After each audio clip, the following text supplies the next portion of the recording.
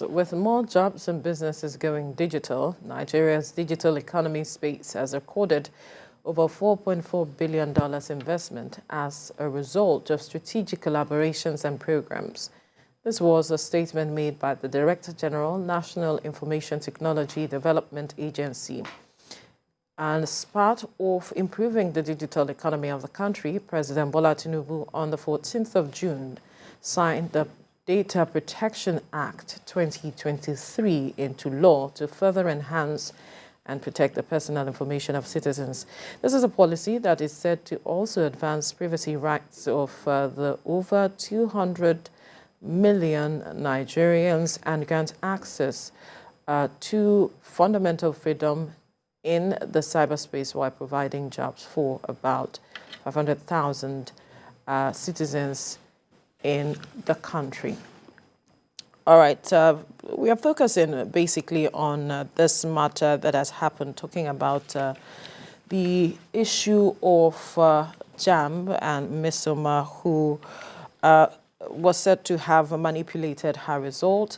And last week, we saw the Anambra State government put a panel in place, and she was found out where she admitted to have manipulated her result. And the panel came up with some strategies that she should, seek psychological help and also apologize. And the father has also come out to apologize to the country. That will be our focus of conversation this morning, how to ensure that matters of potential cheats are avoided with regards to examinations like this. Dikbo Yewale, strategy consultant, public affairs analyst, is in the studio to have this conversation with us. Dikbo, good morning. Good morning. Morning. Good to see you. Good morning. For Welcome. Joining us. Thank you. Now, this matter of Mmesoma, it pits some persons against each other, despite she coming out to say that, I actually manipulated my result and all of it. Her father came out to say, well, she didn't open up to me in time and all of it. But it was good to see that JAMB itself stood its ground to say that our system is foolproof. The template she used was the one we last used in 2021. The one we're using now is something different. And, they brought out the details out there. But for you, what do you make of all of, this matter that went on, especially if we're looking at addressing matters of cheats, malpractices in examinations? Well, I mean, the entire episode was quite unfortunate and very much so unnecessary. At 2:49, I was trying to pull up some data online from JAM. I couldn't get it to know what percentile she fell into at 2:49. But if you look online or even talk to anybody, they will tell you anything above 200, between 200 and 250 is a very good enough result. Yeah. So it was very unnecessary.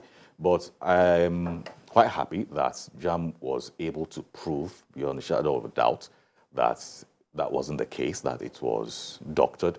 Because what a lot of people do not understand is when we put the credibility of an institution like JAM into question with regards to conducting examinations, it has a ripple effect that we do not understand. For example, if in this particular case, JAM was unable to satisfactorily prove that the result was doctored, this would have been the implication. So you have somebody that scored 97 over 400.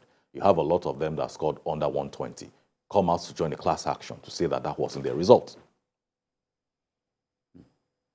And I'm trying to figure out how many people wrote JAM this year. And mind you, it will not stop at 2023. Because there are people who will tell you that they've been writing JAM since 2020, and for some reason they've been unable to gain admission, and they will say JAM is responsible for it. They will sue them for damages. They will sue them for the number of years they were unable to gain admission. So it was going to cause a very serious issue, which unfortunately a lot of people didn't see it from that perspective. Yeah. But for me, another thing that I found shocking was how it quickly degenerated into ethnic conversations, which for me it was very unnecessary. And even with all the confessions and statements and all the proof that has come out, certain people have refused to move ground on their particular stance. And for me, it does then talk about a value system. because we have that conversation here every other time. And so the question then becomes, do we really want a better society? Because now the focus should be to see how we can get this young lady into some form of system where she is counseled, where there's rehabilitation, and of course there are consequences as well. Because where there's no consequence for an action like this, lessons will not be learned. So it is something that we must look at critically and see how, as a people, we can jointly come together to see how we can stop this issue of examination malpractice. Because, I mean, we know of it, special centers and all of that. With her saying that she did it by herself, I'm not particularly sure, but that's a statement on record. But we do know today that for other types of examinations, there are special centers, and interestingly, there are parents that pay for those special centers. So what does that say about our society? But I believe that when there's a deterrent, or where there's an example made of this particular instance, and other special centers are also exposed, that we will have a huge decline in the patronage with those kind of places. Because what we find is, I mean, if you speak with lecturers in the university today, they tell you, oh, people in 100 level, you give them a simple math test, and a lot of people flunk it. And then they're asking themselves, did you pass JAMB? Did you pass WAEC? Did you even go to secondary school at all? Because these are basics that you also have learned from GS3, SS1, and then you're in 100 level, and then you can't do anything. So these are the issues, and then you have people get into university, and then they have serious problems, they have serious challenges. So it's not just about society at large, but the individual itself, because we keep complaining about the quality of graduates that we have, the quality of people that we have in the labor force, but this is where it starts from. It's where it starts from, where you don't know where you're supposed to know to get into higher institution, and then you also wiggle your way through the system, and then you come out, say you're a graduate. I mean, you need to, I was having this conversation with someone, I believe 2 weeks ago. If you want to know the quality of the education we get at the higher institution level in Nigeria, go to the NYSC orientation camp, day 1 and day 2, during the registration. 1, 2. Go to the banks, go to their customer service desks. Then you will know how literate or illiterate our graduates are. With regards to NYSC orientation camp, you have people who are there that cannot write their own names. I am not joking, I am not exaggerating.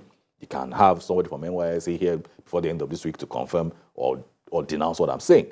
These are things that they see time and time again. We're sure of, we're aware of these letters that people write to get redeployed. There was a tweet made, I think maybe 2 or 3 weeks ago, where a guy said, I don't know what year he served, that he was able to make 100,000 naira because he was helping people write that letter. I mean, letter for redeployments. My name is XYZ. This is my number. I want to redeploy because I have social condition or for this particular reason. A graduate that has passed through a higher institution cannot put that together. Well, that is even just by the side. We have even seen instances where memos from ministries in some state governments come out and then, my God, is this a letter, an official letter written by an official of government from one ministry to another ministry, or one MDA to another MDA in the Federal Republic of Nigeria in the 21st century? Yes. Are you kidding me? So this is where it starts from. So until people understand that this particular situation has a larger effect on society, we will keep being sentimental about issues and then complain every other day with the quality of service we get in the private sector, the quality of service we get in the public sector, the quality of service we get from every other place. Because this is the foundation, this is where it starts from. And it's not necessarily going about people being educated within the four walls of a classroom. No. It is about the value system. Because when the value system is right, it does inform certain types of behavior, certain forms of character. So until we are able to get that right and agree on what those standards are as a people, we will keep having these challenges. But just like you said, this whole Mmesoma issue was generally very unnecessary. The way we made it, and you know, that thing. Of course, originally it has nothing whatsoever to do with where she came from, what tribe she is. It has nothing, absolutely, exclusively nothing to do Zero. with it. But when you saw the reaction of some persons from a certain, part of the country feeling that, oh, Jam is doing this because she's this, she's from here and she's from there, and then comment from people here and there who felt they needed to defend her, they needed to, and it still talks about the issue of the value system you talked about, but how do we get rid of that? Because it seems everything in this country now, especially from the last election, it seems everything that happens now, we need to find out what your name is. Is your name Ade, or is your name Abubakar, or is your name Chibuzo, as the case may be, which is originally very unfortunate. Unfortunately, like you said, it's unfortunate. So I'll start with unfortunate. Yeah, of course. It's unfortunately, how we now see everything through ethnic lenses. I don't know. I really don't know how we got here so soon and so sharply. Because, what we know ourselves to be as Nigerians is we're very accommodating. Nobody cares if you're from where you're from. Exactly. As long as, okay, we're Nigerians, we have common interests, we want to get something done, we get it done. Today, we have a lot of people, and I tell you, a lot of people who on Twitter like to brag that, oh, okay, I supported this particular party for the election. Somebody from this other party came to me for employment. I found out, and then I denied them employment. I denied them this opportunity. I was able to help them to pay their rents, their school fees. I denied them. People come out brazenly to brag about that. And for me, it is quite unfortunate because I believe that it does show the quality of persons that they are, and they're just using this particular. But these things are even excuses. happening within the country. Yes. When a Nigerian gets treated badly in Ukraine comes up as the best. In fact, there's a video going viral of a female Nigerian student graduating in China. As the best student, giving the graduation speech in Mandarin. In Mandarin. And everybody in the country is so proud. Oh, Nigeria. Nobody wants to know where she's from. As originally Nigerian. What tribe, but she's Nigerian. So why is it so difficult for us to have that thing within the country, whether you're from Sokoto or you're from Maiduguri or you're from Akwa Ibom or Benue, whatever the thing is? I really don't understand what the challenge is. But this much I would say that the current administration have a lot to do in terms of unifying the people. And I said this here a couple of weeks ago, that, okay, I think on another platform, that we have so many things that unite us. And interestingly, and unfortunately as well, most of those things today are challenges. So we have a lot of challenges that unite us. So it doesn't matter where you're from. We have the same problem. Okay, so how about the government look at critical issues? And I believe it was when we're having conversation around the principal officers of the National Assembly, and I was asked what should be at the front burner. And then I said they need to look at making laws that unite Nigerians from a solution-based level. Because now we have common challenges, and we have common solutions. Because when we're able to understand that we are from the North Central, or from the Northwest, or from the East, or from the West, we have the same problem. So either we like it or not, we're in the same boat. But when the same solution comes, then we can also embrace each other and say that, oh, not just the fact that I won, you won as well. So we won as Nigerians. So we can then shake hands and embrace. So until we understand that, either way you look at it, we're in the same boat. Okay, we're in the same mess. We need to have the same solutions that will unite us. We will not be able to move forward from this. But importantly, like people like to say that there's something called the American dream.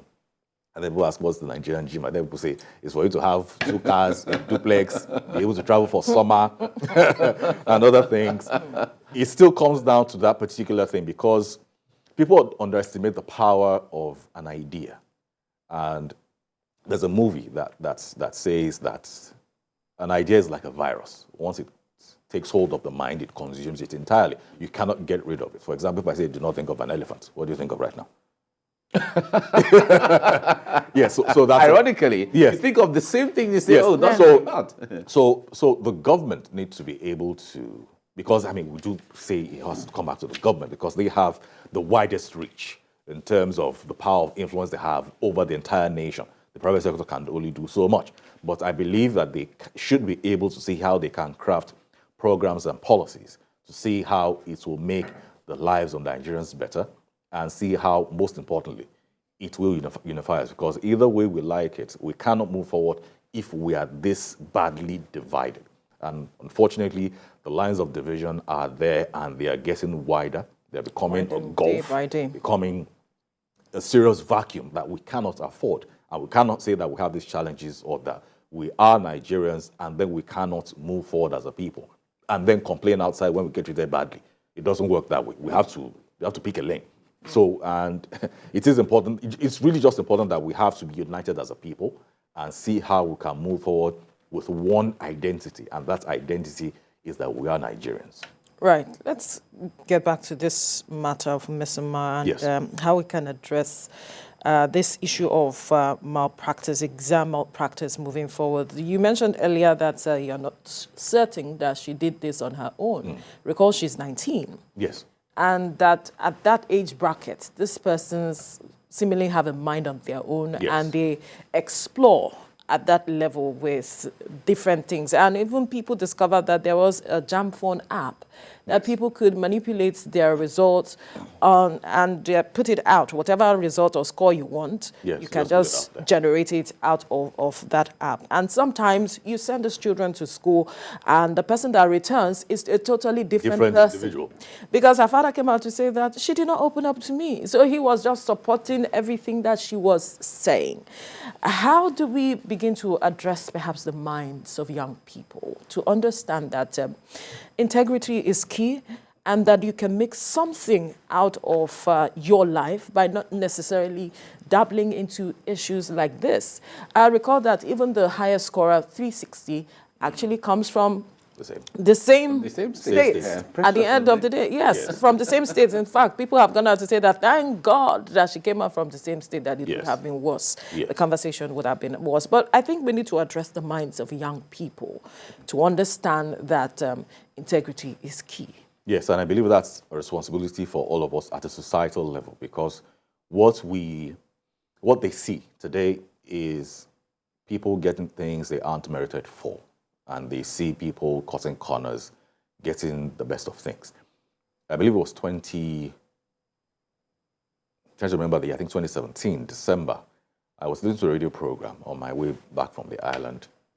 And some people were sharing their experiences with how they have these fraudulent people around in their neighborhood.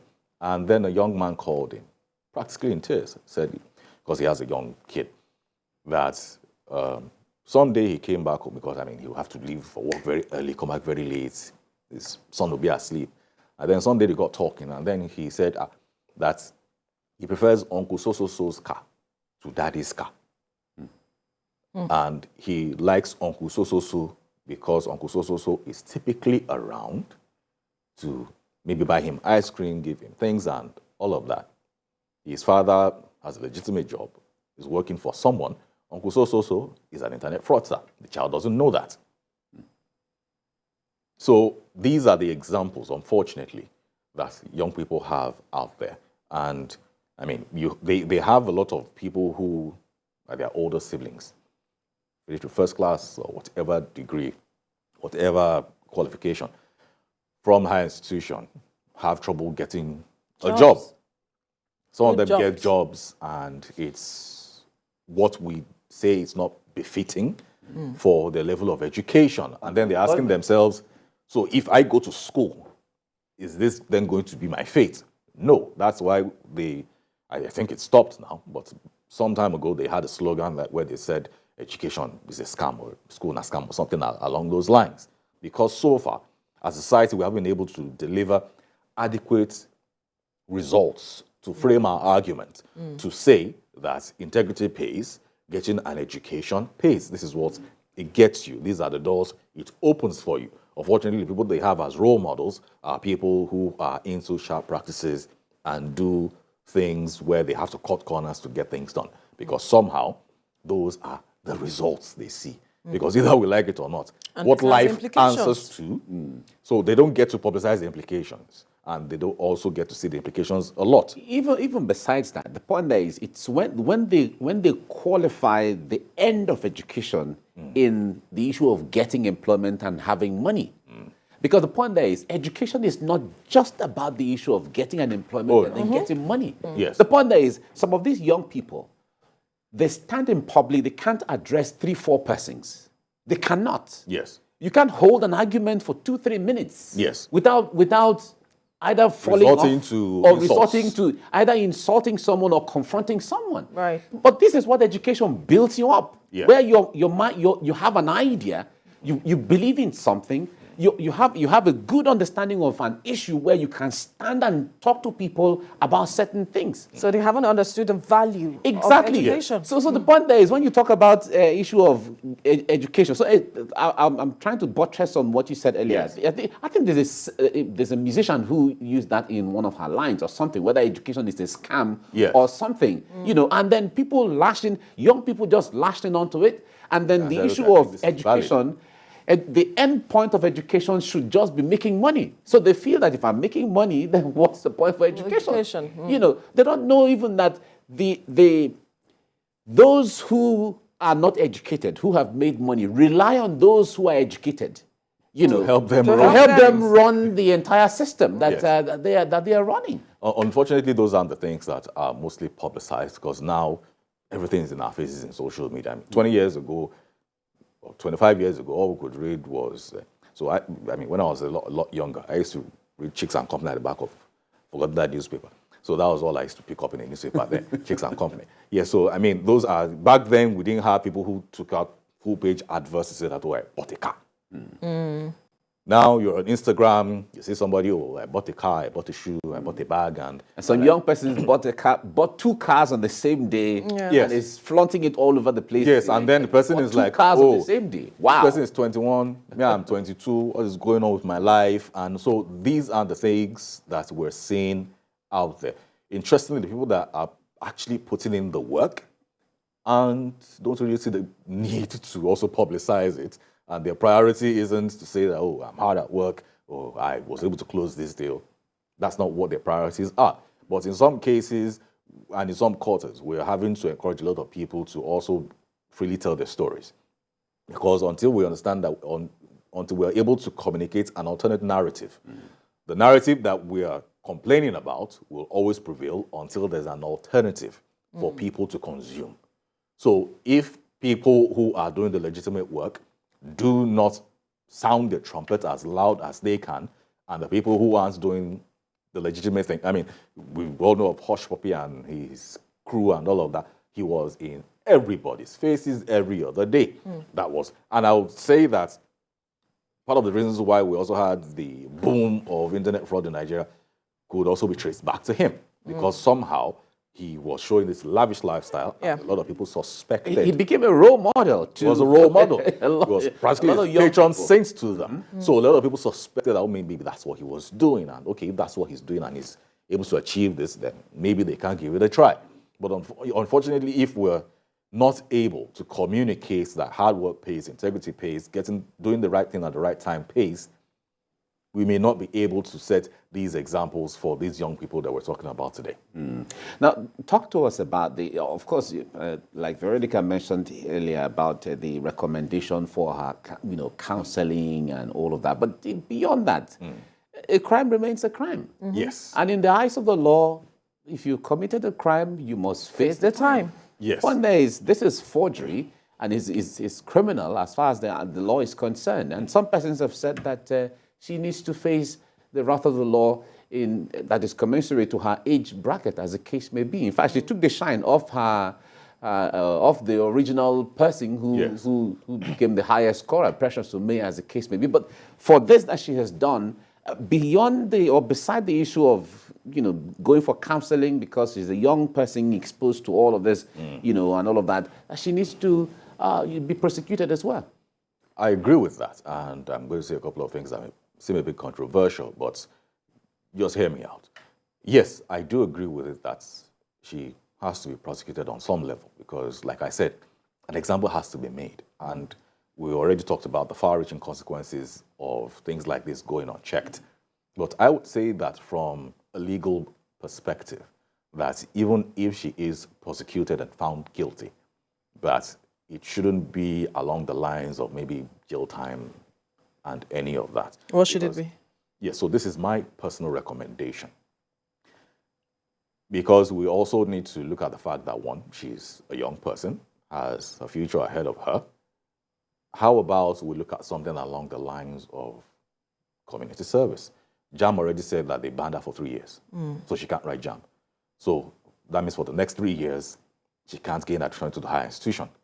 So what can she then do with her time to ensure that she has some level of productivity in it alongside the counseling? How about a lot of hours of community service? Well, but that recommendation is just a recommendation. Yes, it is just a recommendation. But the point there is that if you look at there are bands, specified bands of punishment for different kinds of crime. Yes. Now, a crime of forgery Yes. is a criminal offense. Yes. Where if you're talking about community service for a criminal offense, they may not go side by side, but we can leave that to the discretion of the judge or Yes. the lawyers or the court, as the case may be. But the point there is that there are prisons for I'm not saying she should go to prison, but I'm just saying that Yes. there are courts, juvenile courts, there are prison for young people at Yes. that age, as the case may be.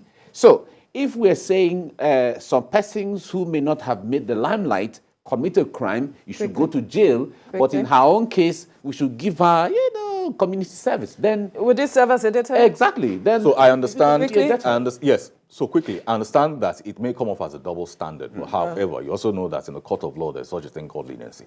on what ground would there be leniency for? Oh well, that's for a legal team to do. But my own concern is that as much as we're trying to make an example, we don't throw away the baby with the bathwater. Okay, that's fine. We'll have to leave it here. Now, Dikbo Oyewole, strategy consultant, public affairs analyst, thank you for your time. Thank you for having me. Thank you very much for Thank you, coming. Mike. Thank you.